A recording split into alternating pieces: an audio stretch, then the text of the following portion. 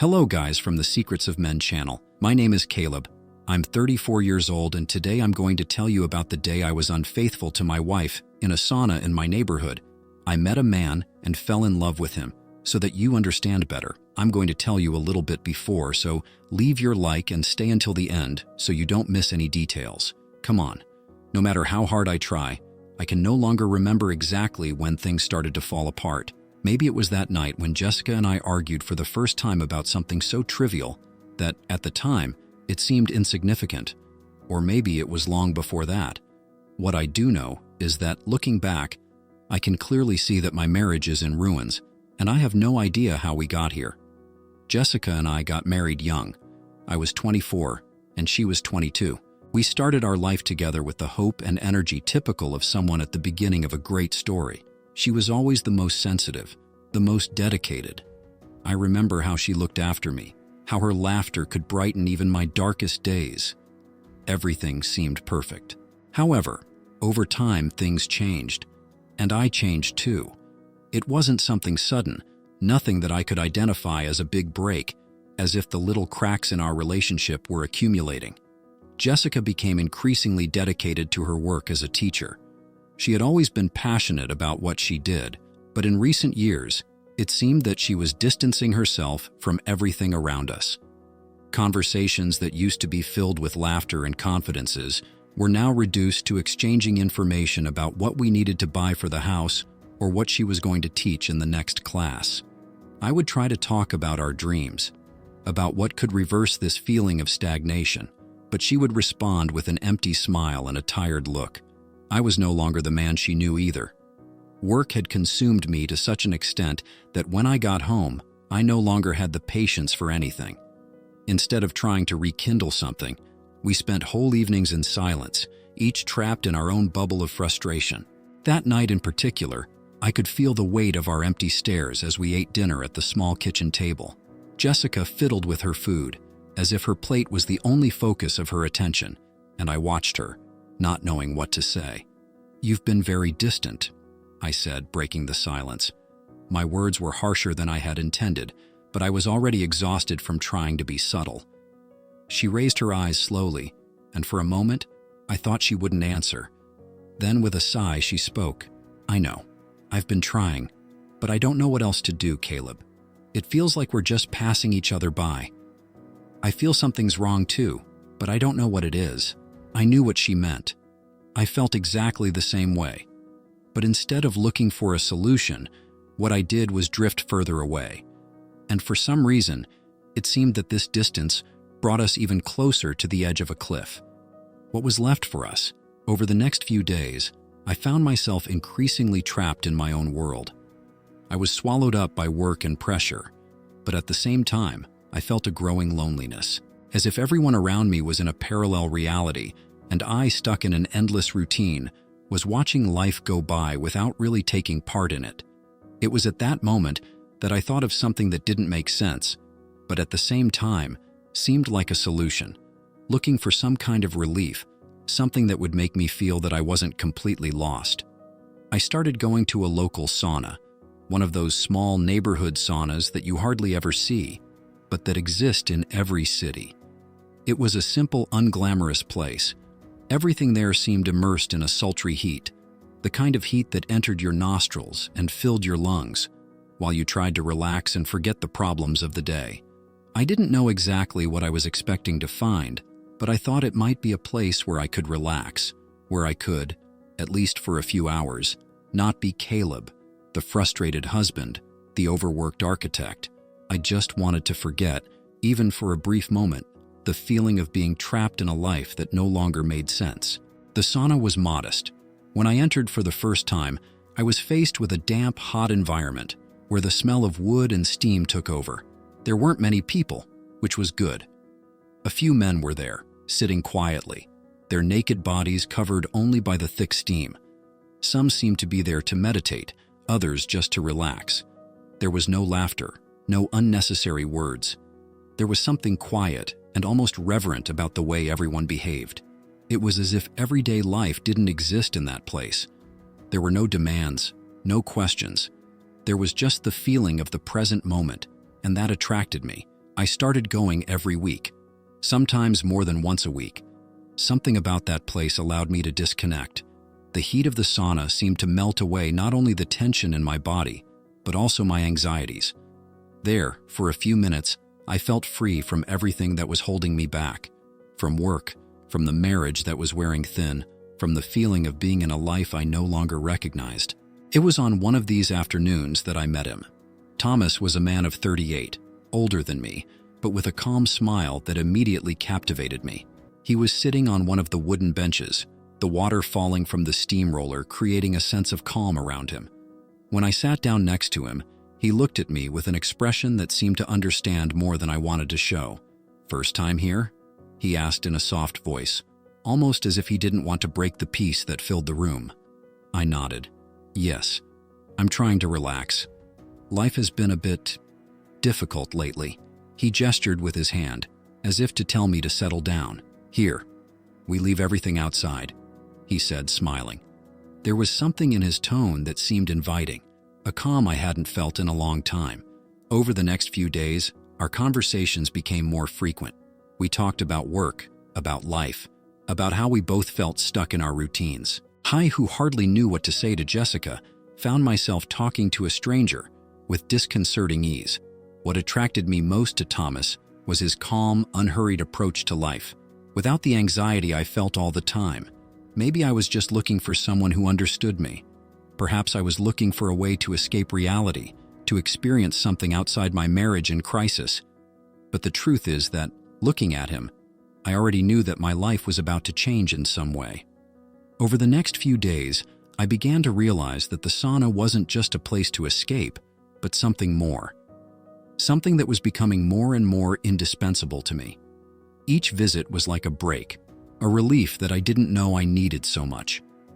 The heat of the sauna was a heavy but comforting embrace, and the steam that enveloped everything around me seemed to somehow cover the tensions that were building up inside me.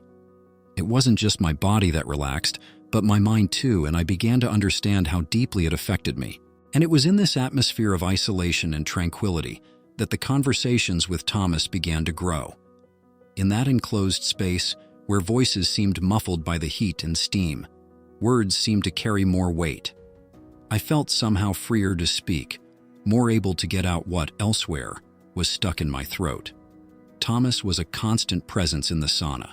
Whenever I arrived, he was there, lying on a wooden bench or sitting in a corner, with the same calm expression on his face. He seemed at ease, as if it were his second home. He was 38, a little older than me, and always exuded an aura of tranquility, as if nothing really bothered him. I, on the other hand, was like an agitated dog, never sitting still, always carrying an invisible weight. But Thomas, with his gentle smile and unhurried manner, began to show me that there was something to be learned in silence. One of these afternoons, Thomas looked at me as I entered the sauna and gestured with his head, as if inviting me to sit next to him, as if it were the most natural thing in the world. I settled down on the wooden bench, and we let ourselves be enveloped by the hot steam that rose in waves, almost as if we were in another world where the worries outside couldn't reach. "How are things?" he asked, his voice low and soft, almost lost in the noise of the steam. I laughed without humor, but with a certain suspicion. "I think you can guess. Every day I get further away from everything. Work, my wife. I'm beginning to wonder what happened to my life." Thomas watched me for a moment, his expression imperturbable. He didn't seem to be offering advice or trying to console me. On the contrary, he just seemed to listen, and in the heavy silence, that made more difference than any words I could hear. "It's hard to realize what's going on when you're so immersed, isn't it?" he finally said, breaking the silence. "I think everyone has moments when they start to question themselves. What do we want? What's happening to what we've already had?" I took a deep breath, allowing his words to settle inside me. There was something comforting in the way he spoke, something that made me feel that he wasn't there to judge me. He spoke with an almost mysterious understanding, as if he knew something I hadn't yet grasped. "Life goes by and we don't realize it," I continued, my voice becoming deeper. "I looked at Jessica the other day, and I couldn't see who she was anymore. And I don't even know who I am anymore. I know I'm with her, but we're so far apart, as if there's nothing between us anymore. He settled into his seat and looked at me, his eyes attentive. Relationships are complicated, Caleb. But sometimes we lose ourselves in everything. We forget who we were when we fell in love, what we really wanted. That doesn't mean that love is over, but maybe it's time to reevaluate what we need to be happy, to be at peace. I sat still for a moment, absorbing his words. I didn't know exactly what he meant, but there was something about the way he spoke that seemed crystal clear.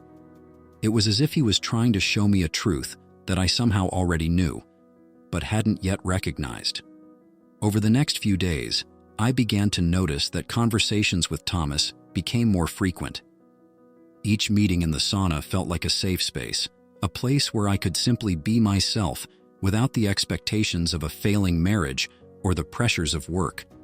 The warm, humid atmosphere seemed to dissolve all my defenses, allowing words to flow with ease. One of these afternoons, after a long day at work, I met up with Thomas again.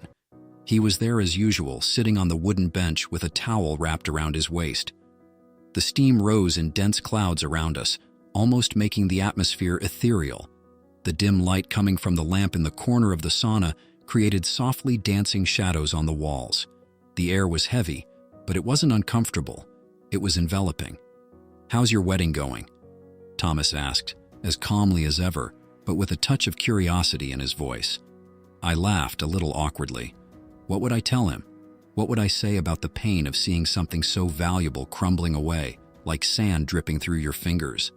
"It's hard," I admitted. "We're at different times. I love her, but I don't know how to reach her anymore. And I think she's lost too. I don't know if I'm fooling myself, but I think we're just going to different places, without knowing how to get back." He nodded, as if he already knew the answer before I even spoke. "Sometimes we get lost, Caleb. It's not intentional. It just happens, but you can find your way again. Maybe it's no longer the way you imagined, but that doesn't mean there isn't another way to understand." His words kept echoing in my mind. What he said was reasonable, but something inside me resisted. I didn't know what to do with those truths. I didn't know what to do with my life, let alone with the marriage that seemed to be falling apart every day. Thomas's words, although full of wisdom, didn't provide answers. They only raised more questions. I began to realize that the more I opened up to Thomas, the more he seemed to understand my concerns. He didn't judge me, but invited me to look inside myself, as if challenging me to face my own emotions and decisions. And over time, I began to seek out his company more and more. Every encounter with him seemed to be a relief, a respite from the issues that consumed me. He gradually became a reflection of what I wanted to be: calm, serene, free from the chains of my own life. That's when I realized that something was happening, something I couldn't control. My relationship with Thomas was no longer just a casual friendship, but a kind of connection that I didn't know how to describe. He was becoming a part of me, and although I knew it was wrong, I could no longer avoid the attraction I felt for him. The way his presence made me feel something I hadn't felt for a long time. And so, as the heat of the sauna enveloped the room, as the conversations deepened, I began to understand that I wasn't just looking for relief from the pain of marriage. I was somehow starting to look for something more in Thomas, something I couldn't find anywhere else. "You need to try new things, Caleb." "Like what?" I asked, looking into his eyes. And that's when he gave me my first kiss. I was paralyzed. I had never kissed a man before, and as incredible as it sounds, it was the best kiss of my life. I wanted more. "Do you want to go to the motel down the street?" he asked, putting his hands on my shoulders. After that, we went to the hotel, and then I went back to my house. I didn't write down Thomas's number because my wife lives with my cell phone. Don't forget to leave a like and subscribe to the channel. Summer arrived with the same intensity as what I had already been feeling inside. The heat of the sun was almost unbearable, but nothing compared to the heat I was carrying in my chest. Everything in my life seemed to be slowly burning away. The marriage to Jessica, the work that was consuming me, and now something else, something I didn't know how to name, but which was becoming more and more present. The sauna, which had previously been just a form of relaxation, started to become my refuge. the only place where I felt I could breathe without the constant pressure of being someone I wasn't. When I entered that stuffy, hot environment, it wasn't just the steam that enveloped me, but also the silence of my worries. With each visit, time seemed to stand still, and the place became a kind of capsule where I could disconnect from everything, from work, from arguments with Jessica, from the weight of routine. But Thomas was always there, a constant. He was no longer a stranger. He was someone who somehow understood me. He somehow knew what I was facing, even if I never told him all the details. His calm, measured words were like a lighthouse guiding me through a sea of uncertainty. Over time, however, that calm presence that I so desperately sought turned into something more, something I didn't know how to control, but which seemed inevitable. In the early days, our conversations were superficial, about life, work, and the sauna. But as the meetings became more frequent, the words began to go deeper. He talked about his own life, his relationships, his experiences, and, as if challenging me, he began to ask questions that touched on places inside me that I didn't usually explore. Have you ever wondered why we cling to some things, even when we know they're hurting us?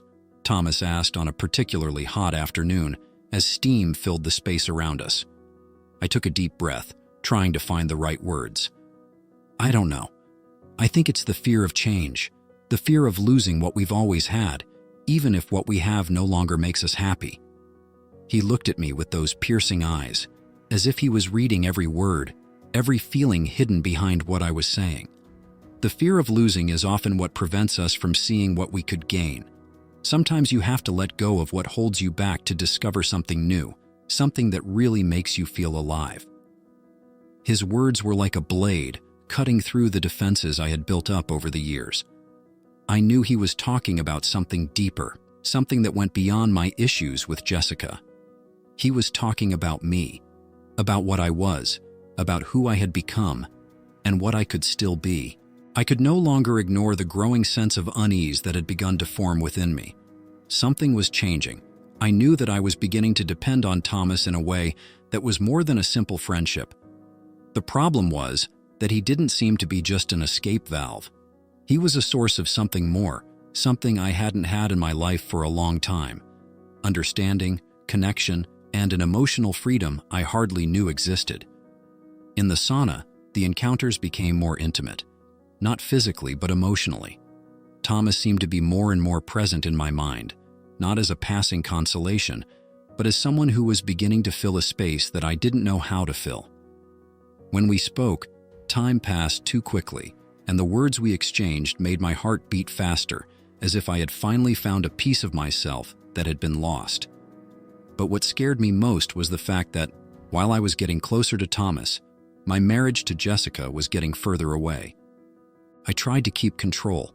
I tried to find a way to be honest with her, to bring out what was going on inside me. But every time I tried to talk about how I felt, she shut down, as if the mere act of talking about our problems was a fatal blow to something that was already dying. I knew she felt the distance too. She could see that I was different, but like me, she didn't seem to know how to deal with it. I spent more time in the sauna than at home. My visits to Thomas became the only thing that really gave me any sense of peace. I found myself looking forward to the end of each day, not because of work, but because I knew that, at least for a few hours, I would be in a place where I could breathe without the chains of my marriage. One such afternoon, Thomas asked me a question that left me speechless. He was sitting next to me, his body relaxed, but with an attentive gaze. "Caleb, have you ever asked yourself what you really want from your life? What would make you feel full, complete?" I stared at him, not knowing how to answer. It wasn't that I didn't know what he was trying to say. It was that I didn't know how to deal with the truth. What he was asking wasn't just a superficial reflection. He was challenging me to look inside myself and face a reality that I had avoided for too long. I forced myself to speak, although the words came out choppy. "I don't know, Thomas. Maybe I've lost myself. I spent so long trying to be what people expected of me, or what I thought I should be, that I forgot myself. I forgot what really makes me happy." He didn't reply immediately. He stood there in silence, as if he was waiting for me to understand what he had just said. The silence between us was heavy, but also strange, comfortable. It wasn't a silence of discomfort, but of understanding. Thomas knew I was at a crossroads, and he wasn't there to rush things. He was there to show me that there were other options, other paths, that I didn't have to stay stuck where I was. The feeling of being lost, of no longer knowing who I was consuming me. I tried to convince myself that I could still save what was left of my marriage, that I could go back to being the man Jessica loved, but what I was beginning to realize was that perhaps the man she loved no longer existed. And worse, I didn't know how to be the man I wanted to be. Every time I thought of Jessica, a mixture of sadness and guilt came over me. I loved her, but I no longer knew how to be the husband she needed. I tried to rekindle a flame that seemed to have gone out, but all I could do was watch the sparks slowly die out, as if it were already too late. And it was then, in the meantime, that the line between friendship and something more with Thomas began to blur. What had started out as a quiet companion, a person I could vent to, began to turn into a necessity. The warmth of the sauna, which had previously only been a relief for the body, now seemed to seep into my soul. I was beginning to feel something I couldn't deny, an attraction that went beyond words. I didn't want to admit it, but the truth was that Thomas's presence made me feel something I hadn't felt with Jessica for a long time. He wasn't asking anything of me. He was just there, being himself, and yet this seemed to fill a void that I didn't know existed. Conversations with him began to challenge me in a way that I wasn't prepared to face. I knew I was changing, but I didn't know where it was taking me. What terrified me most was the idea that I might be moving away from everything I'd ever known, from Jessica, from the marriage, from the life I'd built. But at the same time, a part of me was beginning to wonder if this change wasn't exactly what I needed. I was at a breaking point, and the truth, as always, was more complicated than I could have imagined. I knew that the choices I was making, or starting to make, would have consequences. But at that moment, all I felt was a desperate need to find a way to be free. And without realizing it, it was there, in the stifling heat of the sauna, that the real battle inside me began to intensify. The sauna was never just a place to relax. The stifling heat, the heavy steam in the air, the welcoming silence. Over time, it became more than just an escape. It was the only place where I felt free, where the tensions of the world disappeared. But what I couldn't admit to anyone, not even myself, was that the real reason I went there, more than looking for a moment's peace, was because Thomas was there.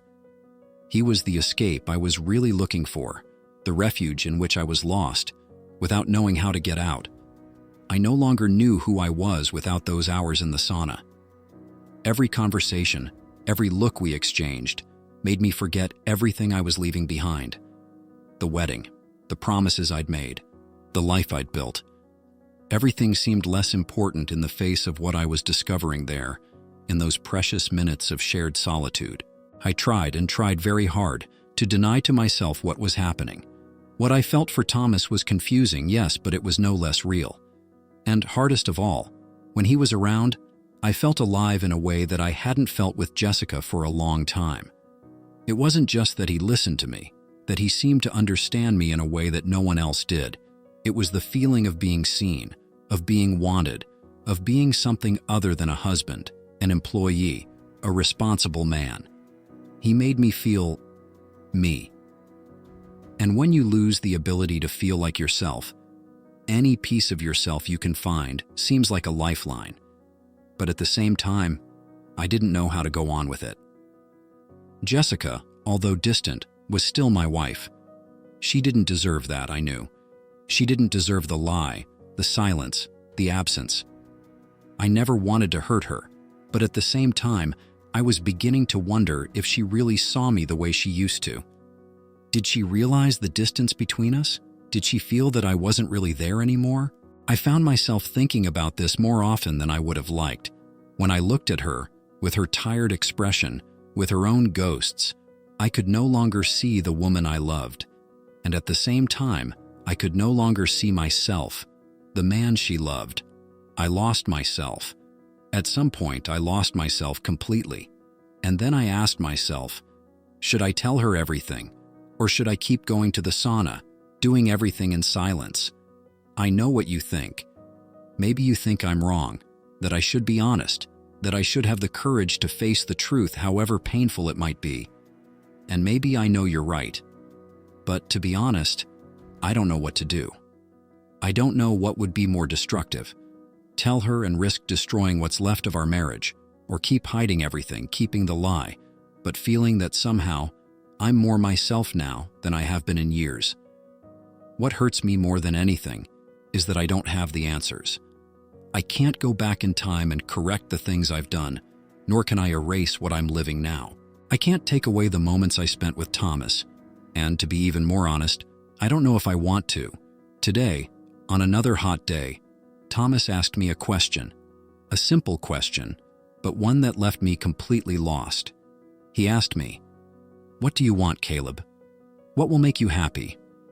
What do you need to feel complete?" I looked at him and didn't know what to say. I didn't know because, deep down, I don't know what will make me happy anymore. Maybe it's him. Maybe it's Jessica. Maybe it's just the freedom to be who I am without needing labels. Or maybe it's the fear of facing the pain that would come with confessing everything, admitting everything. Now I'm here, with this weight on my shoulders. Every visit to the sauna, every moment with Thomas, makes me feel like I'm walking the fine line between redemption and destruction. And I don't know which path to choose. I just know that I can't go on like this for long without someone getting really hurt. So I ask you who are reading this, should I tell my wife what's going on? Or should I keep going to the sauna, living this secret, while the weight of guilt slowly consumes me? I know you'll tell me that honesty is the best way, but inside, I wonder if I can still be honest after so long of lying. Because in the end, maybe what I'm really trying to hide isn't just what I'm doing, but what I'm feeling. And the truth is that I don't have the courage to face it. So what do you think? I really need an answer. Should I continue down this path? Or is the lie what keeps me breathing for now? I really don't know. That was the story, my loves. What did you think? Let me know in the comments.